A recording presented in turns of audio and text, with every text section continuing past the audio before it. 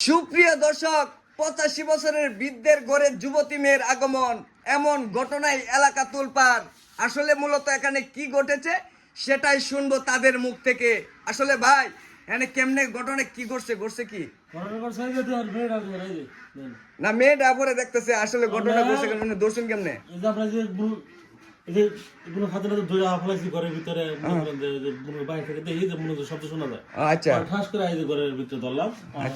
আচ্ছা আমি একটু তাদের মুখ থেকে শুনি যে আসলে মূল ঘটনাটা কি করছে। আচ্ছা তুমি বলো কিভাবে ধরছো তাদের? কত হইছে আমরা 3-4 জন এদিক যাইতেছিলাম, ঠিক আছে, বাজারও যাবো, ঠিক আছে।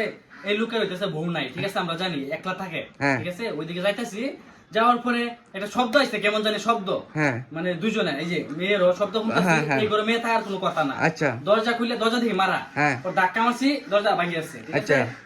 পরে ঢুকে দেখি দুজন এই রুমে মেয়ে, একজনের উপর একজন এইভাবে।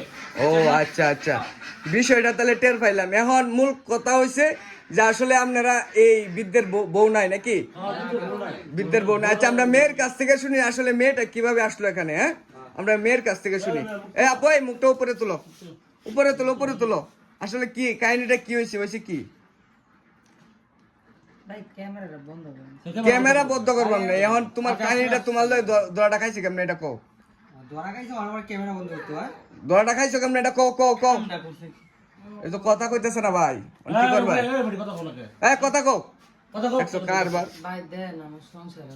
সংসার আছে তাহলে তুমি এনে হইছো কে? সংসার আছে তাহলে এনে হইছো কে? নতুন সংসার হাত পারাইছি। নতুন সংসার হাত পারাইছো তাহলে তুমি যে এনে আইছো, তুমি এখন এই কাহিনীটা কও। আচ্ছা আচ্ছা শুনেন আমি নাই কই। হ্যাঁ বলো। কথা হইছে দেখা যায় আমি বলি দেহ ব্যবসা করি, ঠিক আছে। হ্যাঁ এখন তো রাতের বেলা সব সময় আই এখন হ্যাঁ কইতাছে কত বাড়ি খালি রাতে তো আইতে তো না, তালা মারা থাকে, গেটে তালা তো থাকে। হ্যাঁ তুমি দিনের বেলায় কেউ বুঝতে না।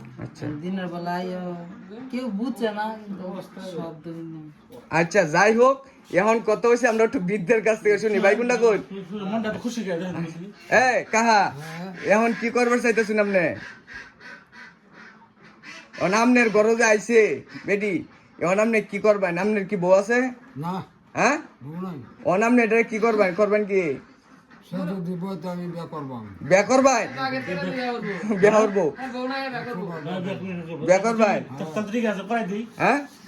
তাহলে ভাই এক কাম করেন, তাহলে বিদ্যুৎ বিয়া করবো তাহলে বেটা করে দিই নাকি?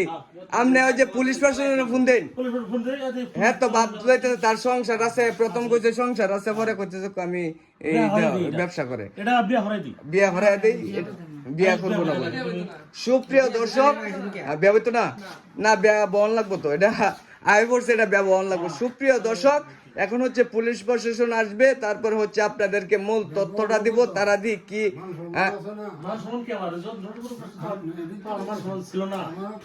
আমি কি কইছি যে বিয়া করব?